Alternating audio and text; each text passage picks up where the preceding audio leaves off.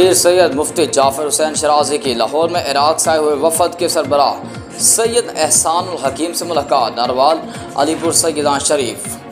पीर सैयद मुफ्ती जाफ़र हुसैन शराजी की लाहौर में इराक़ हरम इमाम हुसैन अलैहिस्सलाम से आए हुए वफ़द के सरबराह सैयद एहसानुल हकीम से मुलाकात और रोशाई में शिरकत की प्रोग्राम का इनेकाद लाहौर कौमी मरकज़ शादमान में किया गया। इराक़ की वफ़द का कौमी मरकज़ लाहौर पहुँचने पर सैयद मुफ्ती जाफ़र हुसैन शराजी आस्ताना आली अलीपुर सैयदान शरीफ और नरवाल की मारूफ समाजी शख्सियत शेख मोहम्मद हसनैन रज़ा ने फूलों का गुलदस्ता और हार पहनाकर इस्तकबाल किया। इत्तेहाद बैनुल मुस्लिमीन को मद्देनज़र रखते हुए उलमाए अहले सुन्नत, उलमाए अहले हदीस, पीरान अज़ाम और मुसलमानों के लिए तमाम मकातब फ़िक्र के अफराद ने शिरकत की।